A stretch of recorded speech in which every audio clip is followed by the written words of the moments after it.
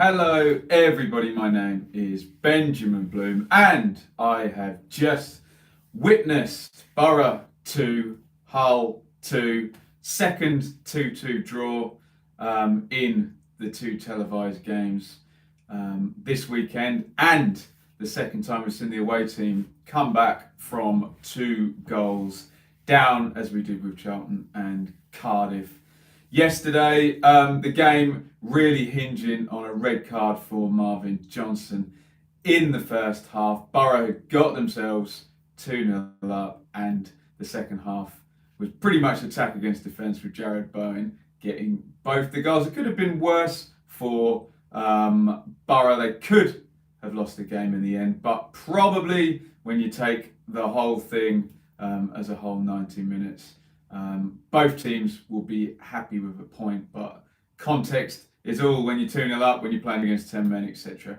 etc. So Boro line up, there's still three at the back. Remember, Woodgate already had a change of heart. Stephen, the Boro fan, says thanks for that. Marvin, you can see where the blame lies there. If you're in the feed, get involved in the chat. So Randolph in goal, a back three with no George Friend. So Johnny Howson, who I've seen play right back and I've seen play centre midfield this season, is going to play at the right side of a back three. Dave says harsh red in the chat, with Ayala and Fry. Dykesteel is the right wing back. Johnson, the scapegoat, I think here, is the left wing back. Midfield three is McNair, wing, and Tavernier. Really not much of a holder in those. I know Wing kind of plays that position, but he likes to carry the ball, get forward, have shots, etc., as does McNair and Tavernier. Thank you for the compliment on my Tiger jumper. Assombalonga, who was very Tigerish in this game, up top with Ashley Fletcher. Hull lining up sort of 4-2-3-1, Long in goal, Lehigh right back, Burke and DeVries are the centre backs. Elder is going to play left full back. You've got Lopez and Stewart are the double pivot. Bowen, that danger man down the right. Remember, he has been playing down the middle. Irvine in the 10 position. Krasicki down the left with big Tom Eaves back in up top, taking that position from Bowen. So in we go to the first half. There's nothing doing before the first goal. Fry heads a goal from a set play, but that's easy for Long. And this really sets the tone for the first half because Boro are going to score on 6 minutes. It's a decent bit of pressing initially because Hull can't get out. They kind of get trapped. Cham says Bowen is too good for the championship.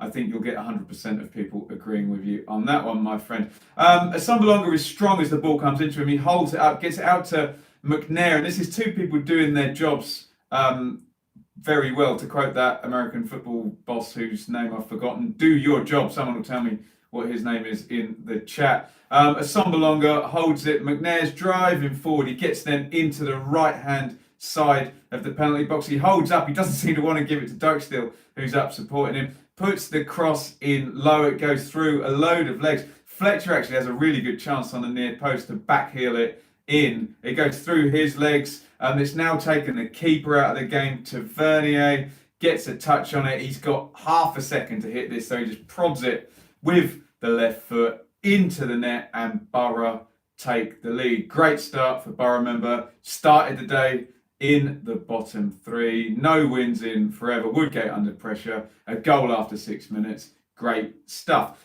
Wing with a long ranger high and wide on 8. And you can see Boro just growing confidence after the goal. Assombalonga really looks at it. I know he got a double in the last game at QPR. It had looked like Boro have just been wasting big chances in all this game. But Assombalonga is really bullying the centre half. You know when you see a striker in the first sort of 10 minutes realise they've got the measure of the centre halves and they've got that space to work in. He's coming short, he's going up against them as well. Looked really good actually, Assombalonga today. Dave says contract up in the summer. I don't know, is he playing for a new contract? Who knows? Hull, they look neat and tidy. They're trying to get the full-backs forward, but Boro are just at it. They look an inch taller after they've scored. And here they go on 16 down the middle. It's a quick counter fed into Fletcher. He gets it out to Assombalonga. He goes down the left, engages his man, low cross for McNair arriving. Everybody doing their job well here. Makes a mess of the shot, but clear indication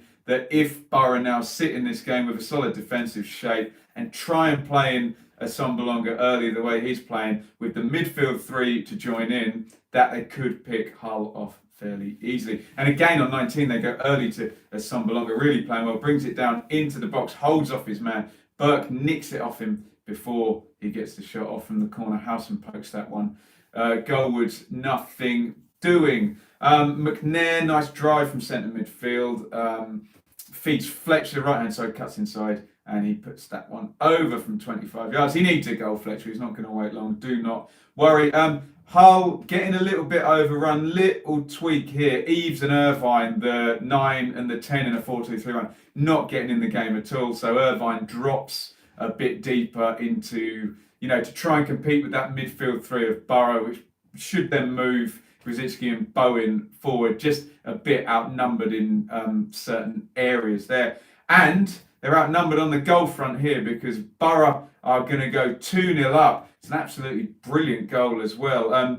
Johnson's got it in the left back position. He wins it. He plays it down the line. And for anyone my age or above, this is Dwight York and Andy Cole, 1999 Man United, where one forward comes short, receives the ball, steps over it, turns quickly, takes the defender away. The other forward then immediately plays it back into him. Great player. Assombalonga with the step over.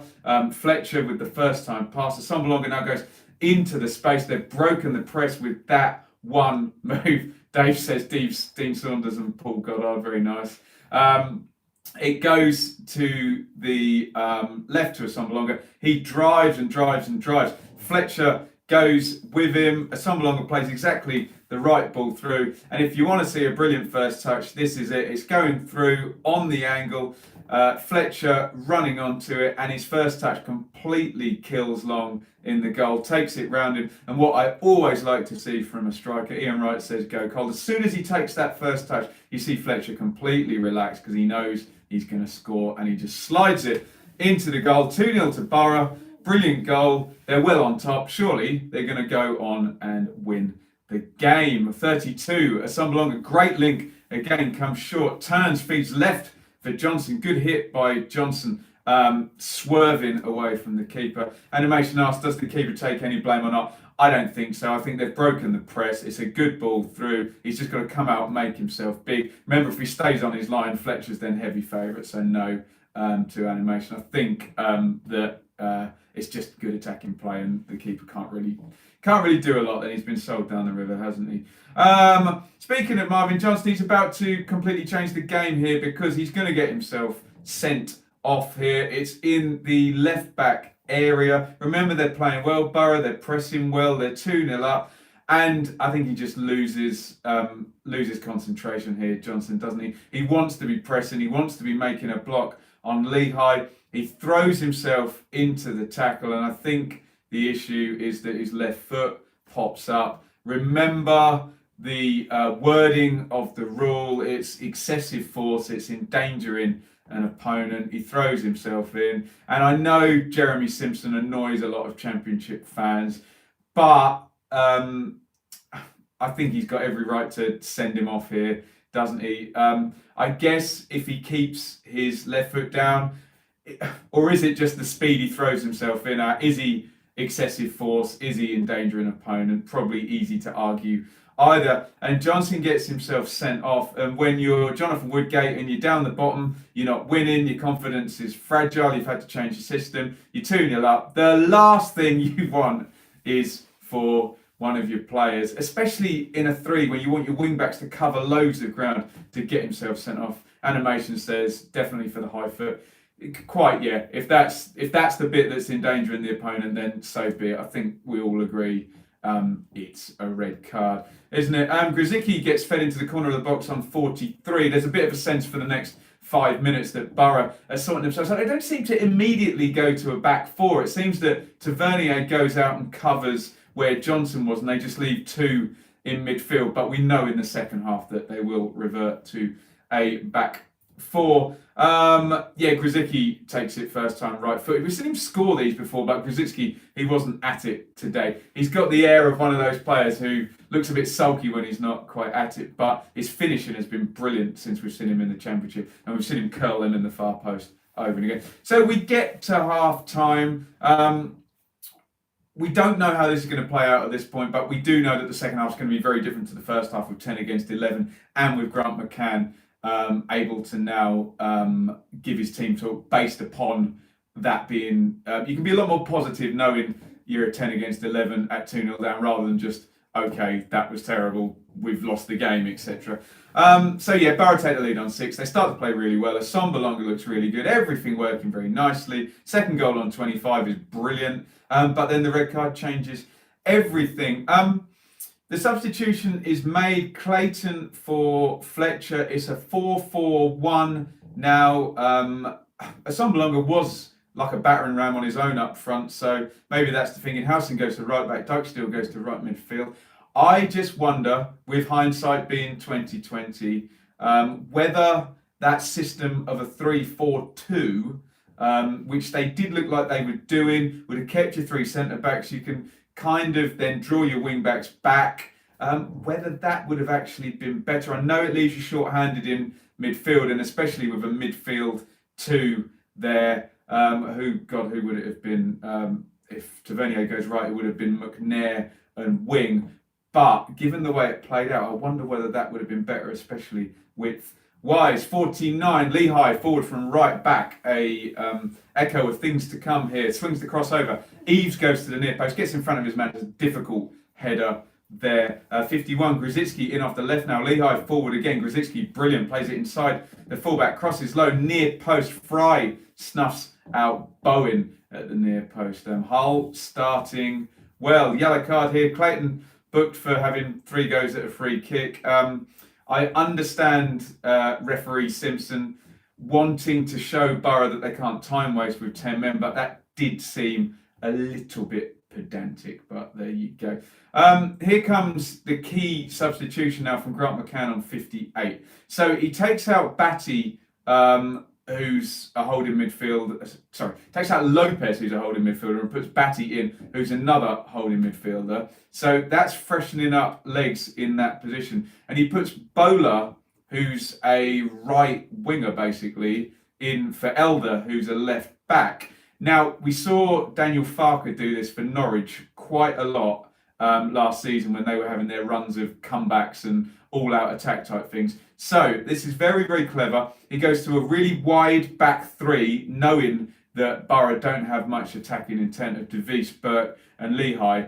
And what you essentially do with this all-out attack is you're playing a 4-2-3-1, basically, but you're taking a defender out and adding him in further forward. So you have a back 3, you have your 2 sitters as normal, which would be Stewart and Batty. You've still got your 3, which is Grzycki left, Irvine central and Bowler right. But now you can take Jared Bowen and kind of put him, not necessarily in a free role, but supporting Tom Eves up front. So it's really clever. As I said, we saw Norwich do it. It wasn't a fluke when Norwich scored all those late goals last season. They were doing exactly this. I saw them do it firsthand. It's total all-out attack and much easier to do against 10 men than when Norwich were doing it against 11 last year. But fair dues to McCann, because what it does is it frees up Jared Bowen, who, as everyone keeps saying in the feed, is way too good for this division, evidently. First thing we get is a penalty shout. Tavernier has a big pull on Tom Eves' shirt there. Ref doesn't see that one. I think if he does, the mood he's in, he's probably going to give that, isn't he? 63, overload down the right for Hull here. Put it across the box. DeVries on the back post takes a touch. I know he's a centre half. If he does not take that touch and hits that one first time, everyone's moving back towards the goal. He takes the touch. They've all positioned themselves. It's a good block on the goal line by Howson. 66, Boro get out for a couple of minutes here. Free kick loaded in. Falls to Fry on the volley. He gets that one on target. Blocked by Burke. Then from the corner, they manage to take it short while everyone's looking in the middle. Back to Vernier, who takes a similar shot to what Johnson did, if I'm still allowed to mention his name, because all the Boro fans seem grumpy at him. He hits the shot in off the left foot there. He's coming in off the right, long, good save. Like I say, the only real moment of the whole second half where Boro managed to get out for a couple of minutes. 69, it goes long, I think, from Batty. Bowler is in the drop zone off Eves. Now they've got loads of support, haven't they? Up top, coming in off the right, swings it goalwards, and Randolph makes the save from 20 yards. Now 20 minutes left, and they get the first goal for the comeback, and it's just comical from Jared Bowen. It's right, I'm going to do something about this. Here we go. I said this system, if you look at it, 3 and then a 2 holding, you've still got your 3 and your 1, allowed Bowen to be 3, and he comes back into kind of central area, like number 8 position, really. The goal kick comes out, the first header goes back down the middle. Baps says Bowen on his way to Leeds in January. That will cost a pretty penny for whoever wants to buy Jared Bowen. Irvine kind of picks it up. His touch goes to the right, but Bowen is spare, and he just takes it off him, and he drives down the middle into that number 10 position. They're terrified. Opens up on that left foot. Absolutely smashes the shot. He does everything while he's sprinting as well, Jared Bowen, which is really the sign of a Premier League player, isn't it? Hits the shot, left foot. It's flying towards the corner. As Animation has just said, Tom Eves could get the credit. It does clip Eves on the way through. It doesn't necessarily alter the direction. Might even take a bit of pace off it. We'll see. I suspect Bowen will get given the goal. Flies in the corner. Because he does everything so fast, because there's defenders in the way, Randolph can't really move. And it is 2-1. And now you're thinking, if you're Boro, oh dear, this isn't looking good. And they all take a step back. The block gets even deeper. And here comes goal number 2 just 4 minutes later. And it's that block getting too low. It's very, very straightforward. I watched 5 years of Mick McCarthy football, being an Ipswich fan, so I know all about 4 and then 4 and just sit there. It's hard to play through. But when it gets too deep, when you've got the extra man, this is what can happen. They're quite patient, Hull. It goes out to Grzycki on the left. He plays it into Stewart. It works across to Lehigh on the right. They work them left to right. Every pass, Boro inch back a little bit. Lehigh chips it all the way over to the far post. De Vries, he keeps getting forward, doesn't he? Absolutely keeps getting forward. Big header across to the far post. Remember, De Vries is playing centre half here, not full back, as Don Goodman seemed to think on the telly. He heads it back across, and Bowen is there. He goes up for the first header. Again, they don't know who's picking him up now because he's moving around a lot. He wins the header. I think it bounces off Fry, doesn't it? And then he's just lightning. He does everything faster than everybody else in the Championship. Bowen barely bounces, swivels, smacks it in right-footed through Randolph's legs before he can react. 2-2. Brilliant comeback. Brilliant player. Well done, Grant McCann, for going for the all-out attack. And yeah, Bowen, that is now 7 goals in 6 games. I think it's 11 for the season, catching up with Mitrovic as the top scorer. Superb. Things settle a little bit now. Hull kind of temper their all-out attack now. They're back in the game and they're scoring points from this. Bowler down the right. Ayala, complete slice. That could have flown in. Also, just before that, huge long goal kick nearly puts Bowen in as well for the hat-trick, but Howson does well. 89, Boro can't get out from the corner, but the shot's tamely wide. You have Keane Lewis Potter come in for Kamil Grzycki at the end, but that is all she wrote. So I'm just trying to get the table up over here. And it is 2-2. So from a Boro point of view, we seem to say this a lot with Boro. We try and find positives. We try and make excuses, but the results, they just aren't coming. I'm looking at the table. They are actually out of the bottom 3. Obviously, Luton are really dropping down now. 5 defeats on the trot. So, look, if I'm Steve Gibson and the season finishes with Boro 21st and a few players improve and they build, I'm probably happy with where it is right now. So it is something that they're out of the bottom 3. And remember, Wigan are also in free fall, have started to lose home games. But from a Boro point of view, they just need to win. When you look at it player for player, Randolph's good, experience at the back. The central midfield does kind of lack a holder doesn't it? Asombalonga seems to be playing well. Their intent seems to be good with the passing. They were really playing well at 2-0. So maybe we can accentuate the positive today and say if Marvin Johnson doesn't dive in on 36, that they will look good. Animation says Luton played well against Leeds. This is Luton's thing now, Animation, isn't it? That they lose by the odd goal and play very, very open and not looking good. Whereas I think Boro might have it within them to be a little bit tighter. So, look, there are some positives for Boro. The second goal was brilliant. Asombalonga looked really good today. You always need a striker to score your goals wherever you are in the table, and down the bottom, that's a rare commodity. Just remember, though, Stoke are coming. Huddersfield are going to move away, presumably. Boro really do need to sort their own house out, because at the moment they're kind of relying on the ineptitude of others. That's, I think, what's keeping them out of the bottom three. It's only 2 wins all season as well, only 15 goals for as well. Boro will get a result against Barnsley, says Baps. Nick says Boro blew it. Yes, they did, didn't they? For Hull, well, not very good in the first half. Really overrun. Possibly McCann a bit late to drop Irvine back as they were getting outnumbered. When you've got Bowen, particularly, and Grzycki, you always have a chance. I just wonder whether, in the end, the best thing that Hull can do, and it's very attacking, is to try and get Bowen into the 10 position where it's harder to mark him, i.e. your 3 off the front is Bowler, Grzycki and Bowen off Eves. Where that leaves Jackson Irvine, I don't know, but it just seems all about Bowen with Hull. I know there's an option for another year on the contract at the end of this season. So we'll see. Animation asks, how do I rate Eves?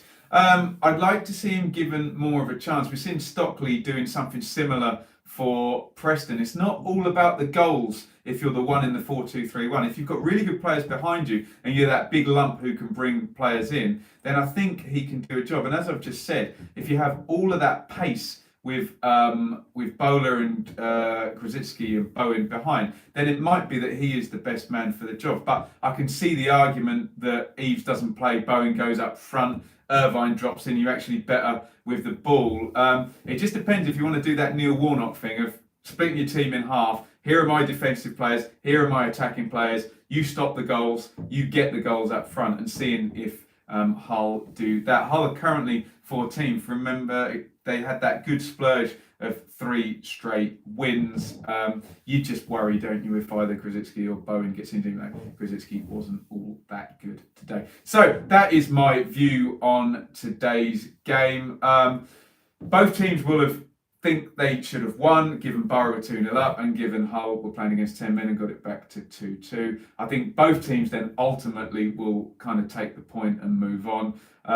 As we go into this crazy period, going up to FA Cup third round, I think there'll be another 9 games now. Boro need to win some of those. Hull, I think if they're in and around that top half, 12, 13, 14 area, that will be okay. As long as they're within striking distance of the top half, they will be okay. And as long as Jared Bowen's fit, they will probably be okay. Let me know what you think in the comments. Thank you to all the people who've joined me live in the feed. Do give me your feedback on this. I haven't been to a live game this week. I've watched them both on the box, which obviously means I'm not able to see the whole picture, but it does mean I'm able to do these type of live stream reviews straight afterwards. It does save me some money and some travel. Look, I'm not saying I'm going to stop going to live games because I have tickets for lots of them going forward, but if these are good, I will keep doing them. So give me your feedback in the comments. I will be back later on, either today or tomorrow. I haven't figured it out yet for the Championship full review. I was just waiting for this